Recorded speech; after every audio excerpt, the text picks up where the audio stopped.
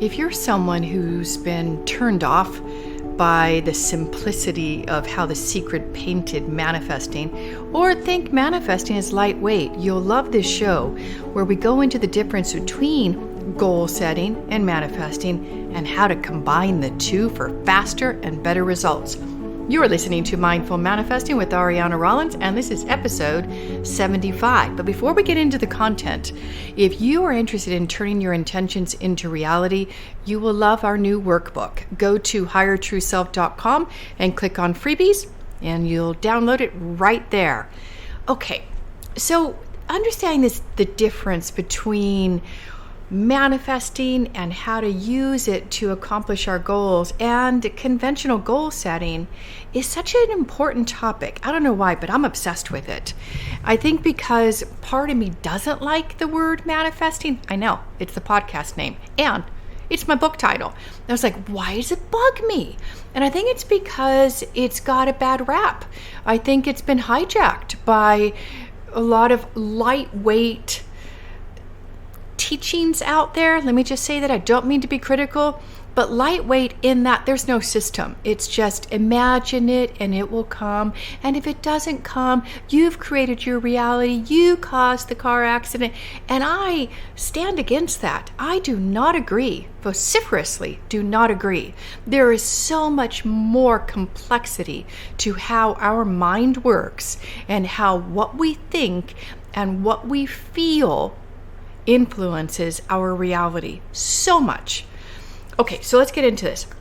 So, as we begin, I'd like to bring in an insight that I got listening to Dr. Joe's CD program, Joe Dispenza, Reinvention of Self. It's a really good 2 CD series. I don't know if you can find it. CDs are not that common now. But I really enjoy his question and answer format. So he was discussing the delicate balance between surrender and intention. Now, if we think about the masculine brain is more naturally wired for intention, which is why men are so good, generally speaking, about staying on task, going after the kill in the hunt. And females are more the gatherers, more skilled at keeping tabs on the whole, making sure that everything and everyone is considered before taking action. I know this is stereotypical, but often there's a reason to stereotypes, and there's something to it. So with that said, I've noticed more and more females who are developing the masculine part of their brain. And that means we're all intelligent, but they're using their brain in a different way. There's this intending that happens. And as a result, they can be phenomenal manifestors because they've already got that softer part, making sure everything is good for the whole, where, sometimes the men can ride over people in the past. I don't know if that's happening so much now. Yes, it is. And they don't have a consideration for the impact or the consequences of their actions. They're just going for the goal, just going for it. And females, they're not wired that way. So if we go back to this kind of feminine and masculine brains. So if goal setting would be naturally more masculine and manifesting could be considered more feminine. Okay. So back to why I love this topic is that I've noticed the women who come to me, the female entrepreneurs who have that highly developed masculine mind, are phenomenal to work with because they're here to make a difference in the world and they want to have a lasting impact, and they know that being an entrepreneur is a way to do it, and they've got a mission, they've got a purpose. So I just love that, because anybody who comes to me that has a driving goal, a driving intention, that means they're motivated and they are serious about accomplishing it. And then we can do magic and miracles together. Okay, so let's talk about how we can get the best from both parts of our brain, or the best from both parts of goal setting and manifesting. In the world of personal development and self-improvement, the concepts of manifesting and goal settings, some people think they're the same. But while they seem similar on the surface, there are distinct differences between the two approaches. So we're going to talk about these differences and help you understand how manifesting and goal setting can be utilized to help you accomplish your goals and to create a life that you love. So manifesting is harnessing the power of intention.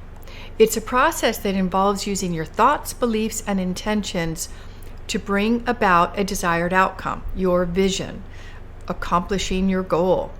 It's based on the assumption that our thoughts and energy influences our reality. I don't think anybody listening to the show would argue with that, right?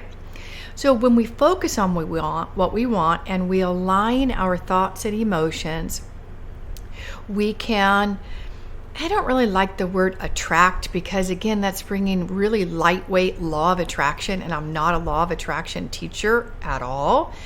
But we can draw those experiences that are right for us to us, right? When we are aligned with our intention, when we are ready for what we want to come into our life, then it comes into us, comes to our awareness. But if we are blocked, if we've got resistance or an obstacle within us, whether it's lack of deserving or that we're afraid of repeating the past, we literally won't see our desire in front of us. I mean, this goes back to a woman's dating a nice guy, quotes around it, and that she's been used to being in relationships with bad boys. They're more thrilling, exciting, not healthy, right? Not loving, but her body has been wired for that attraction, the bad boy. And so if she's dating a nice guy, he'll be considered boring, right? So the way that I love to work is it's alignment, because when we're aligned, which means we're connected, tuned in to our true self, our inherent nature, and then we know ourselves, we know what we want, then we will manifest our desires in the right timing and right action. We'll recognize it too and bring it in. Let's talk about some key elements of manifesting. Clarity of intention, which I've talked a lot about, is that you need to define in 3D vivid reality, like a physical memory, what it is that you want. So it's not just enough, I want to be financially wealthy. Well, I mean, that's a silly term, financially abundant or wealthy, okay? You've got to create an image or a movie scene of you experiencing that wealth, that abundance. Here's why, and I think this is where what I teach is so different from a lot of other manifesting techniques out there, is that when you can create a vision so real, so vivid, which has the emotional component, I think a lot of manifesting just focus on emotions.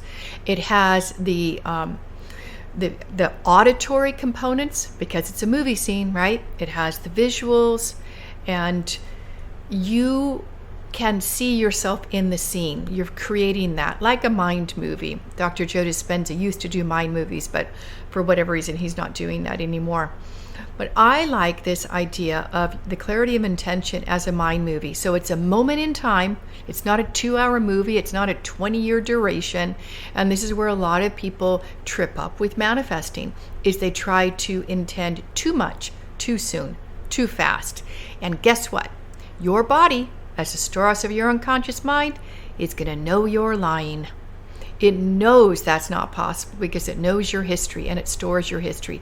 But if you can create a vivid, what I also like to call future memory, your unconscious mind does not know it hasn't happened. And so it will guide you to making the right choices to bring it into reality. Let's get back to some key elements of manifesting. First, clarity of intention. Second, visualization and emotion. And I've mentioned this, that feeling the emotions, the future gratitude, the joy, the relief, the energy, because emotions are energy in motion, creates a vibration. And when your inner state of being is aligned with what it is you want, there's a congruence and a harmony, and I think that's what attracts our intention. That. And then if we look at, key elements of manifesting: intention, visualization, and emotion.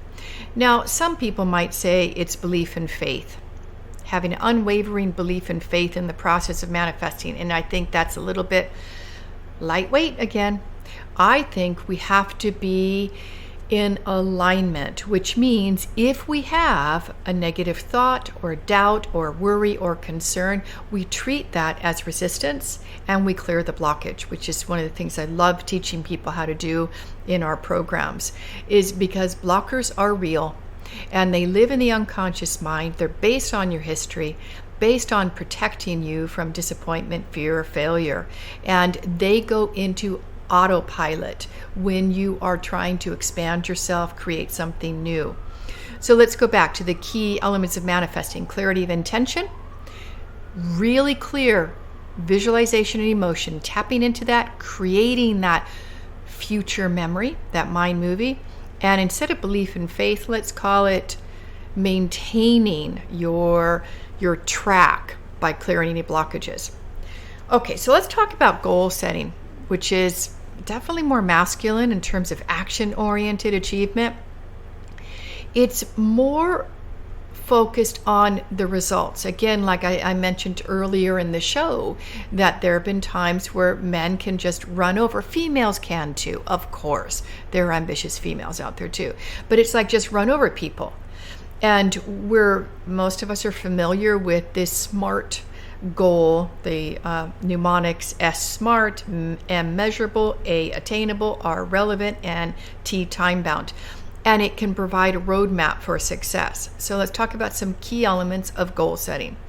Specific and measurable, right? That's SMART, clearly defined and quantifiable. So you'll be able to track your progress. You'll know when you're off or when you're on. You've got action steps. And this is where manifesting differs very much from goal setting, is that you're breaking down your larger goals into smaller, manageable tasks. And those tasks are like your to-do list. With manifesting, it's more, yes, we break the goal down to something achievable, but we're not focused on the 1, 2, 3, 4, 5 steps. We've got the vision of the end point. We've got that vision is really desirable, really achievable, and that it's realistic.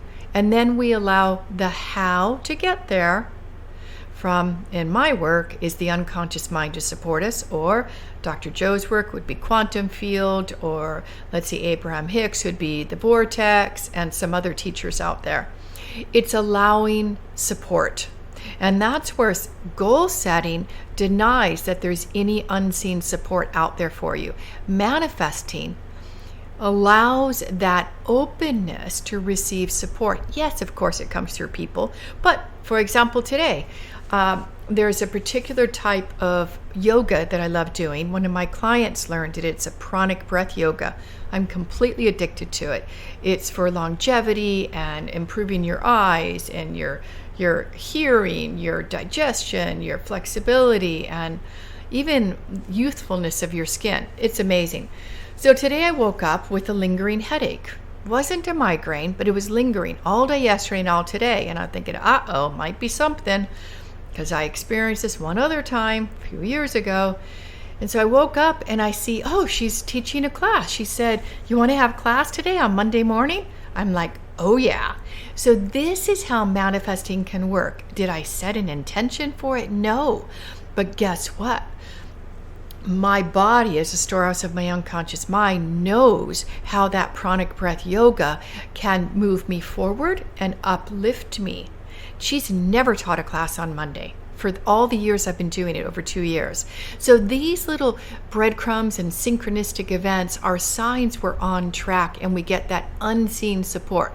If you're doing goal setting, for example, and maybe your goal is to shed 30 pounds and you're putting in there, I'm going to go to the gym 3 times a week and I'm going to lift weights for an hour and I'm going to give up sugar and I'm going to give up drinking wine. I'm going to walk my dog an hour each day this week. If you don't do one of those intentions, what are you going to do? Your mind, you're going to have some negative thoughts and you're going to start to beat yourself up. For many people, enough of that negativity and you'll give up the goal, which is why I think happens a lot with New Year's resolutions.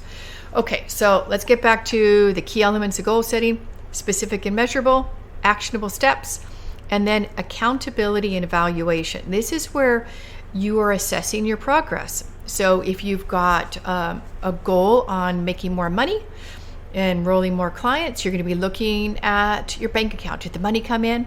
Looking at your calendar. How many more client calls do I have? That puts a pressure and kind of squeezing yourself and the rest of the world to make it happen. That's where the forcing comes in. But let's talk about, can we combine the best of manifesting and the best of goal setting? Okay.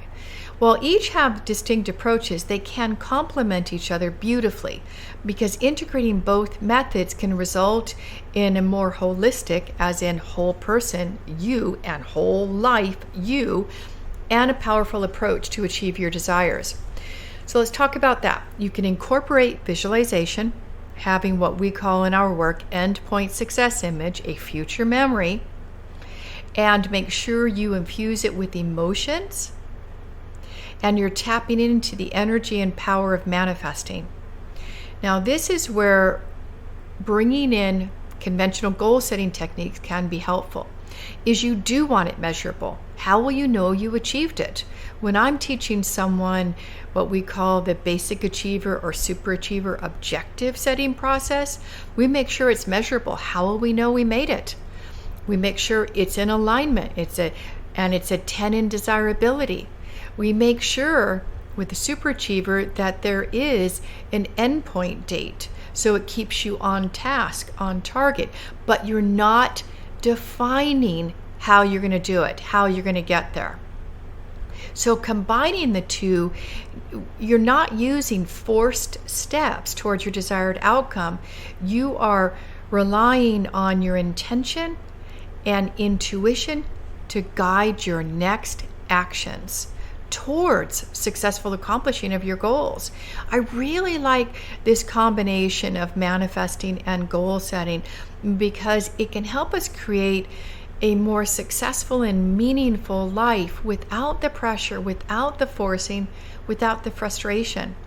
And while manifesting harnesses the power of intention and aligning our thoughts and emotions, goal setting can give us a structured roadmap, which is what I do in the Highest Potential program. It's a structured roadmap for you to accomplish your meaningful, some people call it nearly impossible, goals and objectives. So while we've talked about this, you'd probably see both approaches have unique strengths and maybe weaknesses, I would say, but they're not mutually exclusive. When you combine manifesting and conventional goal setting and think about that feminine receptive brain, or surrender brain as Dr. Joe described it. I don't like that term, surrender. I definitely don't like that term. And then you've got the masculine intending. I mean, that's a brilliant combination, right? Because if you have doubt or lack of clarity, you can approach that as, I've got resistance running in me, I've got a blocker running in me. And working with the tools that I teach, you'll be able to have mastery over that blocker. And so that you can stay on task, embracing the power of your mind and taking inspired action to accomplish your goals and objectives, rather than Nike just do it. You're coming from alignment, and that's powerful. Your success could be one breakthrough away. Would you like to be on the podcast and experience a manifesting breakthrough? The link is in the show notes. So much love to you. And remember, when we confirm ourselves, it allows us to succeed on our terms. So much love. Many blessings.